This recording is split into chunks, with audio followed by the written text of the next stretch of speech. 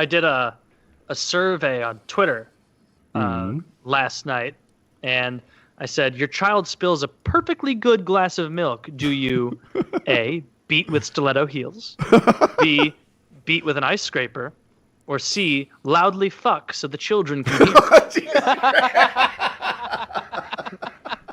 And we got a couple thousand responses, folks. Well, I'm going to guess stiletto one because that's the most famous option. All of the above. I didn't include in all of the above. I wanted to force the segmentation between these three options. Now, beat with stiletto heels and beat with ice scraper both tied at 22% of the 16 or 1,700 responses. 56% said loudly fuck so the children can hear. Oh, God. And I bet that happened more often, right? Little passive-aggressive fucking. You disrespect me. I'm about to go get plowed by your dad. How you like that? It really is an all of above kind of scenario, though, Taylor, because what you don't understand is a good child beating really puts Mrs. Woodworth in the mood.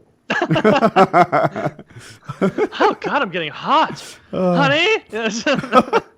Man, I broke a glass. Did I tell this story already? I broke a glass in the kitchen. I did? Did I just tell it? No, I want it. I want this. Yeah. I'm thirsting for this. This was like 2.5 weeks ago. And I'm barefoot. So, like, it's a problem, right? It's fallen and it's scattered in 100 different directions. It's not like it's two pieces. So I call in Jackie, and whatever, it's the division of labor in our house. She's the kind of person that would clean up broken glass on a kitchen floor. So anyway, she comes in, and without thinking about it, I position like the kitchen island between me and Jackie. And I'm like, I broke this. I didn't mean it.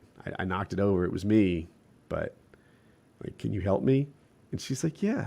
And she's cleaning it up. And I'm just like I said, we've got this big kitchen island with like a granite top. And I'm standing and as she moves around, I'm moving around, like, to make sure that she can't get to me. And she's like, this is okay, Like, you don't have to. Like, you're hiding from me. And I'm like, I am hiding from you. She's like, you're so scarred over this. Like, this is not a big deal. Like, it's okay. I'm not even mad. And I'm like, whew, what a relief. Like, I don't know. I had like some dark shit. Dude, that's really funny. But it's also like genuinely sad. Yeah. Like, and it's your funny. parents beat a fear of little minutia. You broke a glass. Like, Jesus Christ. I literally hid from her, right? I mean, I like Jackie a lot, but I could fuck her up. And it's true to this day. And it made me think of like I guess I'll just say it. Sometimes Boogie often talks about his rough childhood and the impact that it had on him today. And I often am like, I had a rough childhood, but I'm 45. I think he's really close to my age, whatever he is. He hears a belt snap and he just devours 3 Twinkies. But I'm usually like, dude, like we are way too old to blame our parents for our current behavior. Yet there I was hiding over a broken glass 2.5 weeks ago.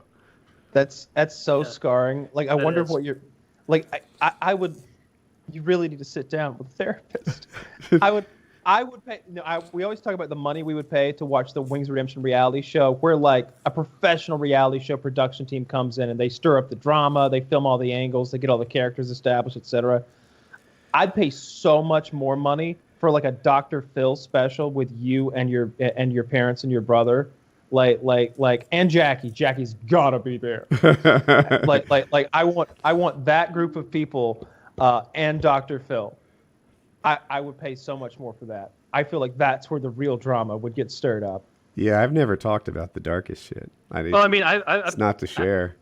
I've told. I mean, you gotta. Yeah. Well, first of all, we're gonna jump back to this. I can't. We need the dark stuff. But in addition to being Cliff Hutchinson, attorney at law, I'm also Dr. David Greenblatt of Greenblatt.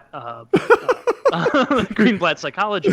So if you ever need to unload about anything, thank you. I'm here. Yeah. So what seems to be bothering you? No, I don't want to go there. We can't go there. I leak it at my own pace. What's the darkest you can go? You've probably gone there before. Yeah, probably. I've told the stuff that I'm willing to talk about. Well, yeah, that's really sad. Yeah. That you got fucked up so hard I over don't know. that. I'm all right. Just little flashbacks here and there, right? Like a non-veteran, but mostly fine. Working my way through life. Would you know if you weren't though? Like maybe you think that like some of the feelings that you get or the emotional responses that you have about any number of things, you think of them as natural and normal responses. But what if they're very out there for the average person?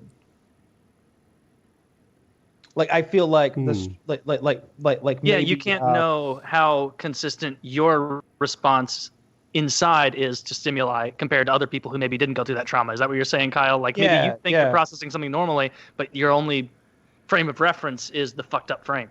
Like if I smashed like a gallon of milk in front of both my parents, like I would have no fear. That's a little one. That's I don't know. I feel like maybe I taped my brother up and put him in a wagon and pushed him down a hill while my dad screamed from behind me, "Taylor, don't you push him down that hill!" I had fear in my heart, but I also deserved that reprimanding. So. Reprimanding? Yeah. So did they just? No, I got spanked. But it wasn't. It was always like a structured, "this hurts me more than it hurts you" kind of spanking. It was never like my mom or dad would freak out and like go into a histrionic fit of them beating me or something. It was always like a measured thing. They weren't in a rage when they did it. They weren't blackout crazy when they hit you. No, they were always very reasonable and structured in the way they did it, and they were like, "We got to hit this kid because he's going to turn into a little shithead if we don't." So, yeah, and they were right. Maybe. Yeah. I don't feel like I ever had to hit my kids. The thing is, this sounds cruel, but I was always able to bring them to tears just by being disappointed in them or talking to them. So that's the only weapon I needed to wield.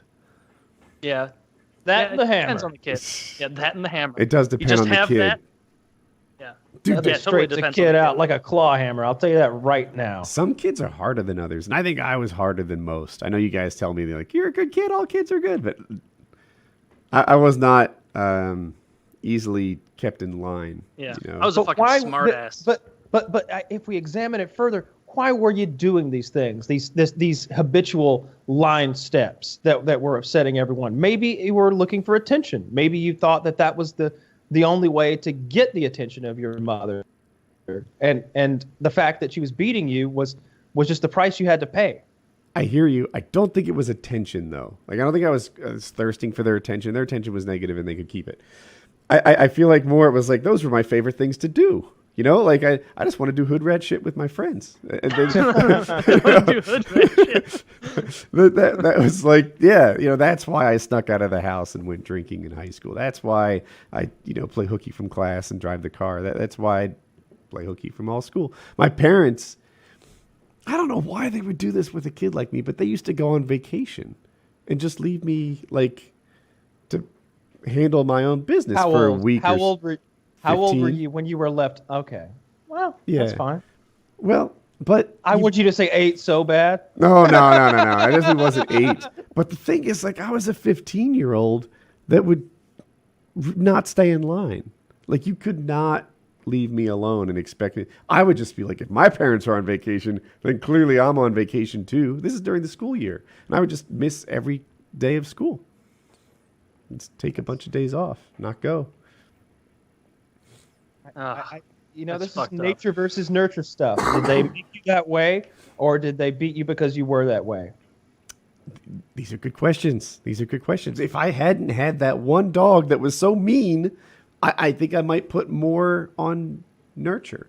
But I had a dog who was just ferocious, and he had nothing but love and support around him. And I think kids can be like that too.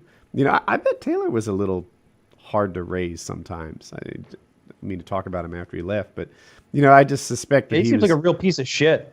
I mean, I just bet he was maybe had a hint of class clown in him, right? Liked it when everyone laughed at his funny stuff. 3 brothers, though. I feel like, and this is something that I think everyone experiences differently. It depends on what siblings you have and what the mixture is. As much as what your environment was.